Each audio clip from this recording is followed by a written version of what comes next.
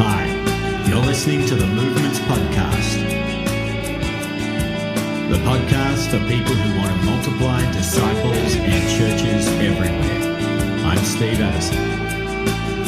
Today I'm talking to David Broodryk, a trainer, a coach, a catalyst for multiplying movements.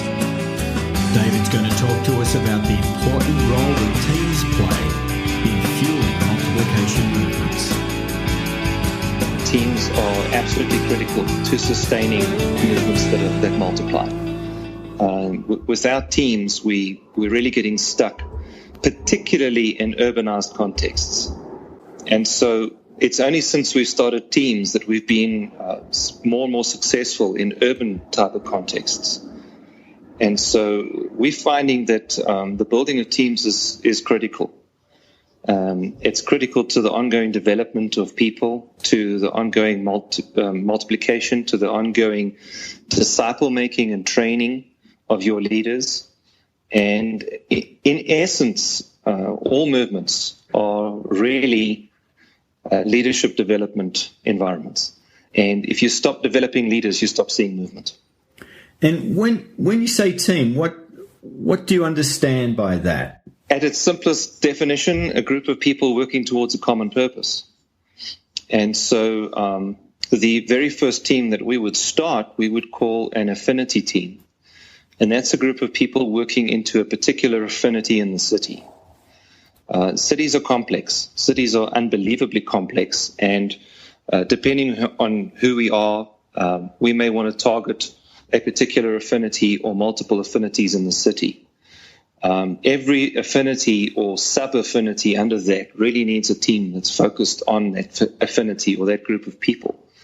And as we begin to develop that team, we begin to see long-term success. In the past, what we did was we dropped in with a training and then hoped that the training would achieve something.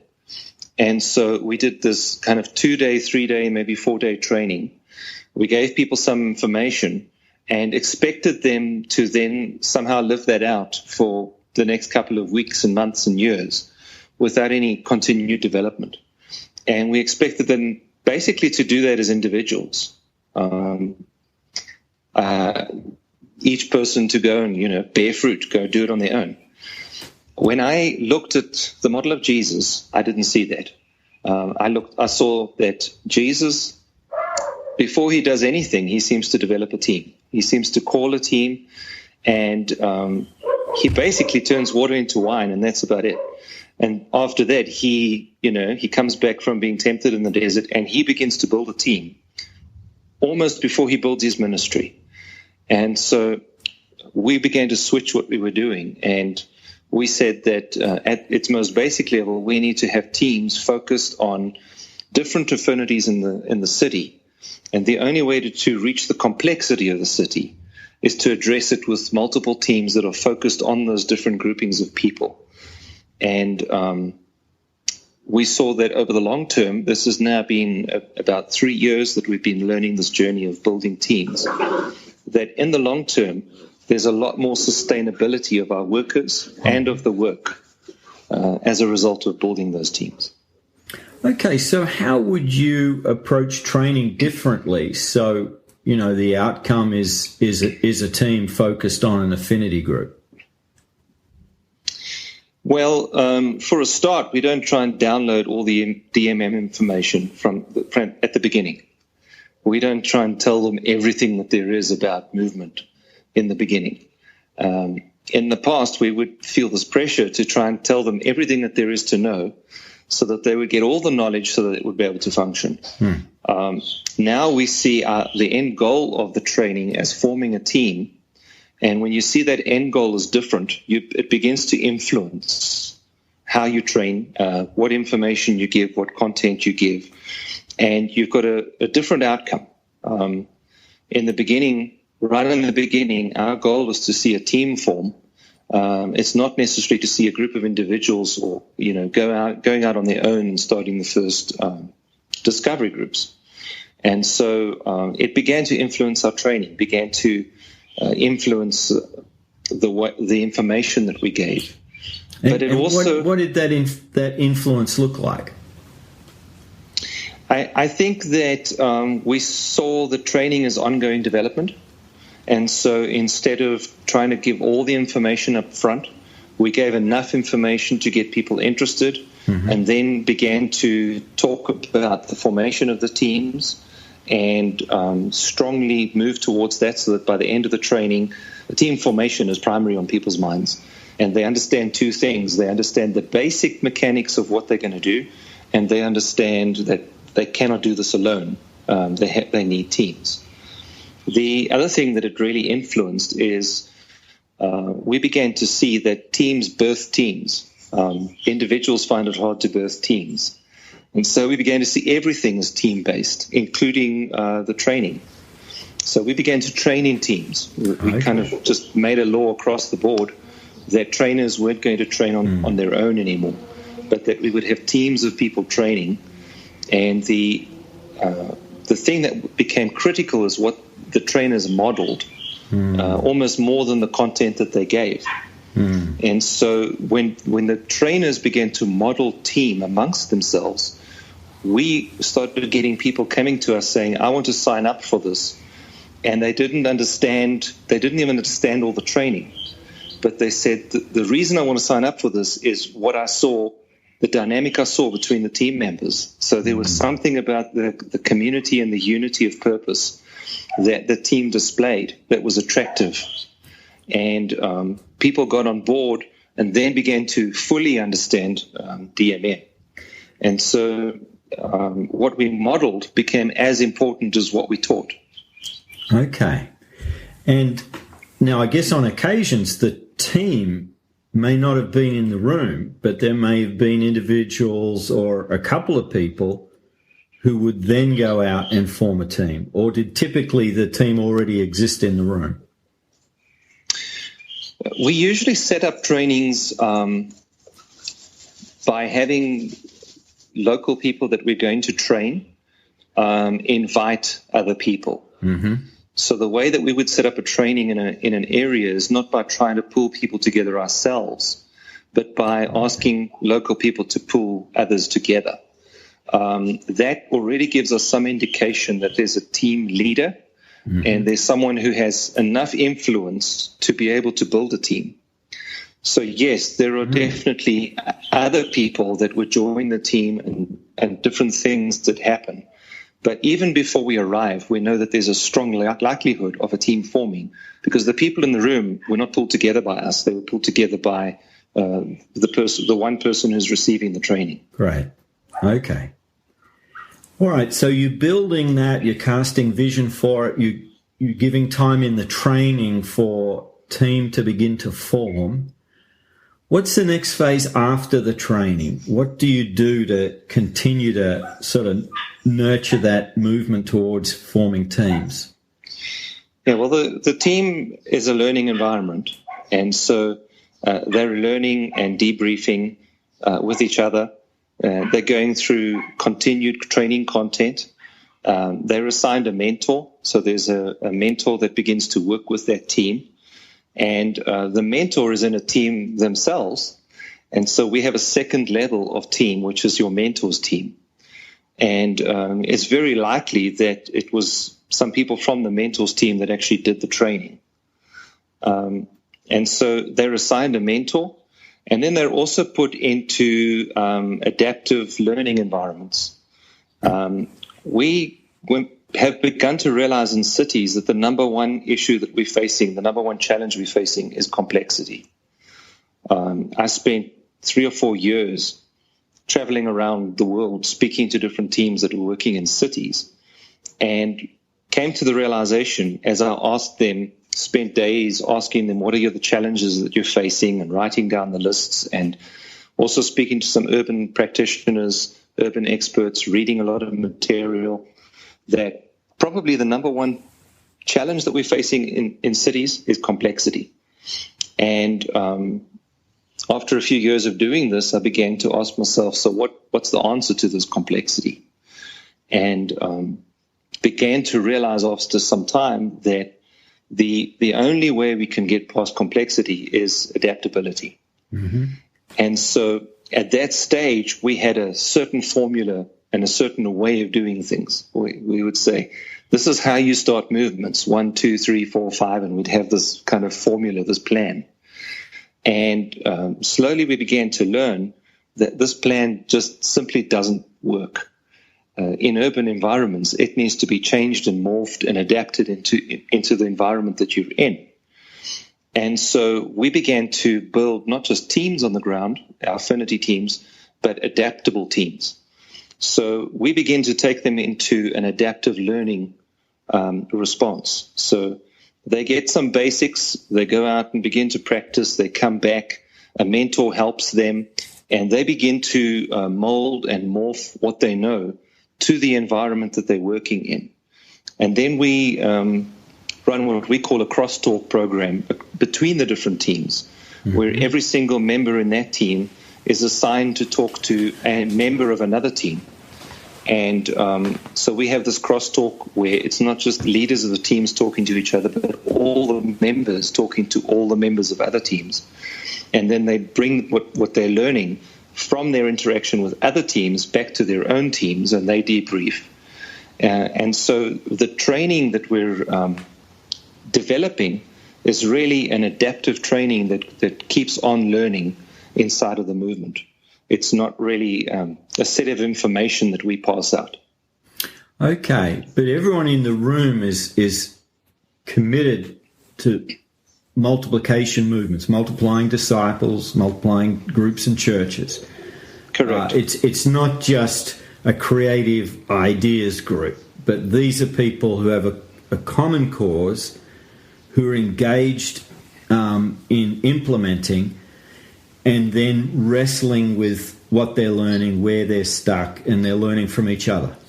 Correct. So the adaptive learning has a cycle, which is implementation.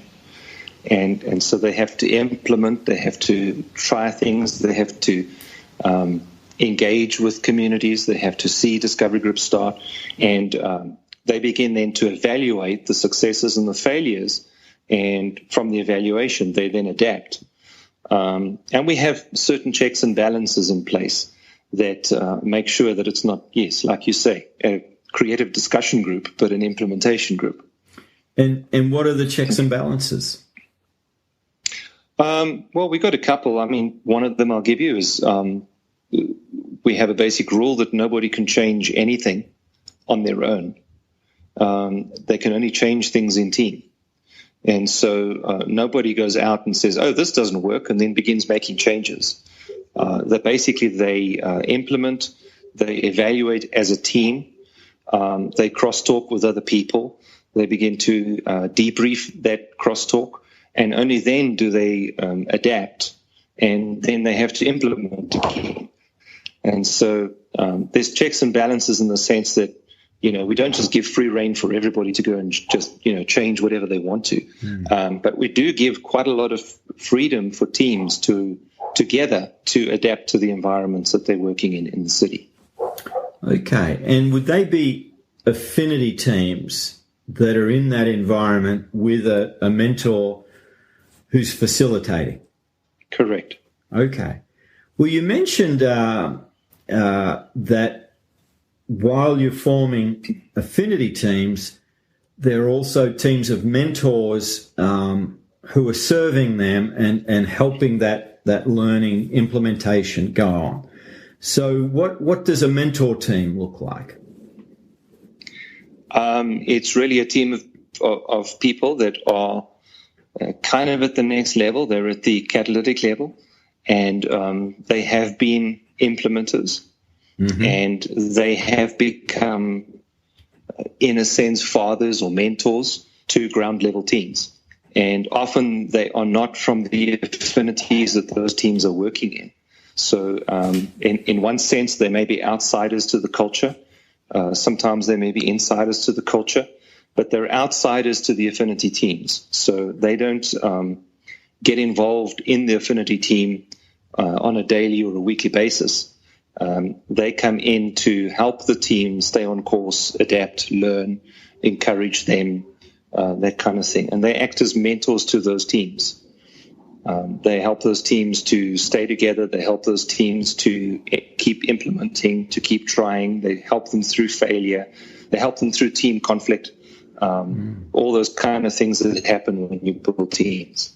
So they, and perhaps some other mentors with them, might have been the first people to have trained that team and helped them form. But now it's really the team that's implementing. It's the team now that is equipped to train others in their field. And the mentor has stepped back as a facilitator, as a catalyst for that team. Correct. And he's working with the team, the affiliate team leader, and with the team as a whole. Okay. And he may be working with a number of teams. He may be working with 3 or 4. We found, probably 5 is about maximum. Some mentors that are working full time could, work with up to 10 teams if it's kind of local. But the mentor is very, very focused on helping those teams to be successful. And when the mentors get together, what does that team experience look like? Pretty much like all the other teams. Most of the teams spend a significant, probably 25% of the time that they get together, a significant portion of the time in prayer. And so prayer is pretty central to the teams getting together. They will pray about personal issues that each one of the team members is facing. They will debrief the work, what is happening, what is not happening, where are they struggling. They'll be spending time in prayer around that. And then they'll pray for the entire movement. So they will spend a significant amount of time in prayer. I have teams that meet weekly. They're kind of city teams, so it's the next level up. And they will meet for an entire day every week. So they're highly focused, and they will spend 2-3 hours a week in prayer, just spending time in prayer before they get to any kind of other business. And they're focused on multiplying affinity teams across that city or that region. Correct. Yeah. Okay. So they're training, but they're training with a purpose. They would train into if they want to reach a new affinity, they would go into that area. They would look for local people that are hopefully part of that affinity, believers, and they would train them. They would work to set up that first team. There may be 1 or 2 unbelievers, but most of the training is towards believers. So they would set up that team, and then that team would begin to function. There are other teams that emerge from the work, and so over time, over a year or 2 or 3, obviously you've got people that are coming to faith inside of the different groups, and so new teams will form out of the work. And so pretty much the same process. Then training would take place, team formation, and they would be assigned a mentor. So to reach a city, you're looking for multiplying teams that are making disciples, forming those disciples into community, and there'll also ideally be at least one team of mentors who act as catalysts, who have a vision for that whole city or that region. Correct. So at the most basic level, we have the affinity teams. At the next level up, we would have the mentor teams.